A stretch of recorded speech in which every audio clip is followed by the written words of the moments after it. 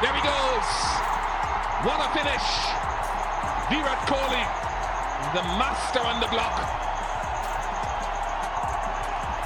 Another magnificent. ये कहानी है आज से 10 साल पहले की, जब हिंदुस्तान की इज्जत बचाने के लिए विराट कोहली ने अपनी जान की बाजी तक लगा दी थी और एक ऐसी पारी खेली थी जिसमें पूरे क्रिकेट जगत को हिलाकर रख दिया था। मेरे भाई वो तारीख थी 16 नवंबर 2014 की, जब श्रीलंका टीम भारत के टूर पर आई हुई थी। वनडे सीरीज का यह 5वां मुकाबला 16 नवंबर को रांची के मैदान पर खेला जा रहा था, जहां श्रीलंका ने पहले खेलते हुए एंजेलो मैथ्यूज की आतिशी पारी की बदौलत अपने निर्धारित 50 ओवरों में भारत के सामने 286 रन का एक टारगेट रखा था। ये 286 रन का टारगेट श्रीलंका जैसे बॉलरों के सामने कोई आसान काम नहीं था मेरे दोस्त।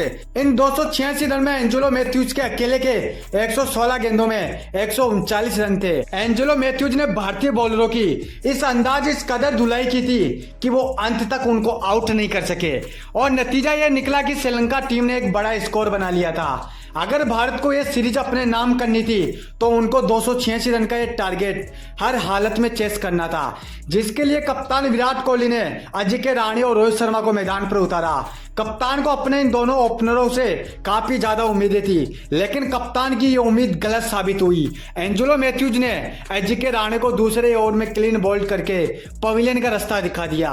भारत ने अपना पहला विकेट गंवा दिया था। नंबर 3 पर कप्तान ने एक बार फिर से दाव खेला। नंबर 3 पर खुद न आकर अंबाती रायडू को मैदान पर उतारा, लेकिन अंबाती रायडू के कदम मैदान पर पड़े ही थे कि पीछे से हिटमैन का भी विकेट गिर जाता है। एंजेलो मैथ्यूज ने एक बार फिर से भारत में आकर हाहाकार मचा दिया था। रोहित शर्मा को क्लीन बोल्ड करके उनको भी भाई उनकी असली जगह बता दी थी। अब नंबर 4 पर हिंदुस्तान की डूबती हुई नैया को पार लगाने के लिए खुद कप्तान को मैदान पर आना पड़ा। अंबाती रायडू और विराट ने धीरे धीरे बल्लेबाजी करना चालू किया।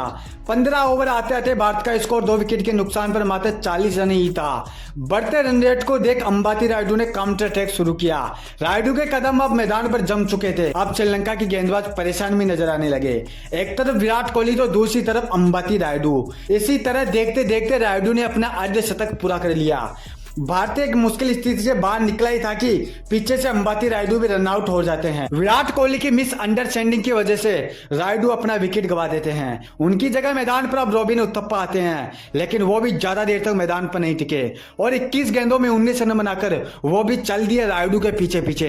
केदार जाधव भी उस दिन कुछ नहीं कर पाए और वो भी जाकर बैठ गए उन तीनों बल्लेबाजों के पास जो पहले से ही आउट होकर अपनी हार का तमाशा देखने में लगे हुए थे।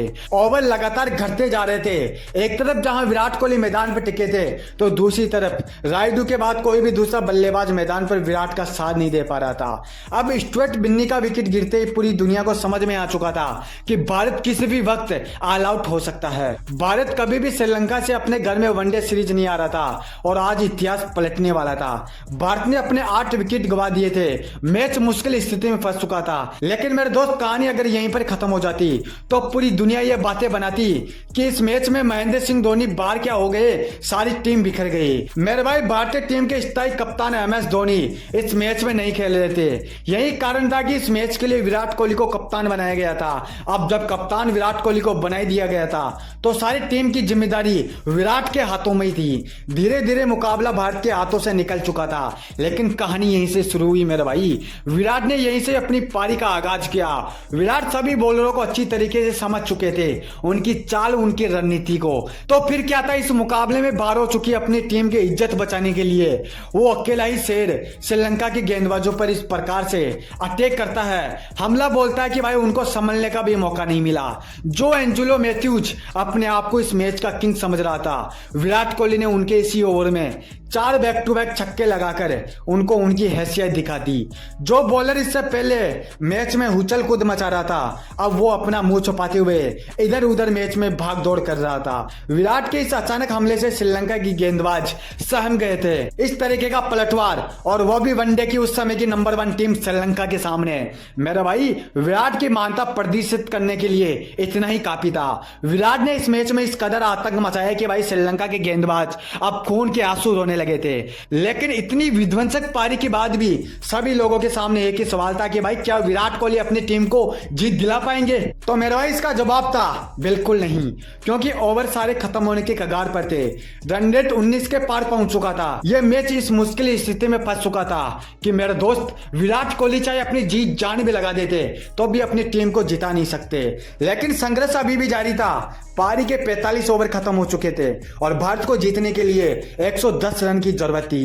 लेकिन क्रिकेट का असली खेल तो अब शुरू होने वाला था। एंजेलो मैथ्यूज की एक गलती और विराट का यह गुस्सा पूरी श्रीलंका टीम को ले डूबा।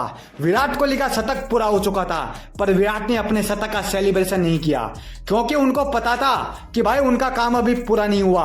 विराट कोहली एंजेलो मैथ्यूज की इस हरकत से इस कदर नाराज हुए कि सारा गुस्सा उन पर ही उतार दिया। कोहली एंजेलो मैथ्यूज के इस ओवर में एक बार फिर से बैक टू बैक 3 छक्के लगाकर भारत की जीत की ओर एक और कदम बढ़ा दिया। अगले ओवर में तीसरा परेरा के इस ओवर में बैक टू बैक फिर से 3 छक्के और 2 चौके लगाकर भारत की जीत को सुनिश्चित कर दिया। लेकिन अरंगा की इस घातक गेंदबाजी से यह मैच एक बार फिर से फंसकर आखिरी ओवर तक पहुंच जाता है। आखिरी ओवर में भारत को जीतने के लिए 26 रन की जरूरत थी। श्रीलंका के कप्तान ने आखिरी ओवर डालने की जिम्मेदारी अजंता मेंडिस को थमाई। आर पार की इस लड़ाई में यह मैच आखिरी पलों में पहुंच चुका था। स्ट्राइक पर विराट कोहली थे। अजंता की इन 3 गेंदों को विराट कोहली ने इस कदर खेला मेरे दोस्त कि वो अपनी जीवन की आखिरी 3 गेंदें खेल रहे हो। 3 गेंदों पर विराट कोहली ने फिर से एक बार बैक टू बैक, फिर से वही खेल वही अंदाज, 3 गेंदों पर 3 छक्के लगाकर अपने दर्शकों को झूमने का मौका दे दिया।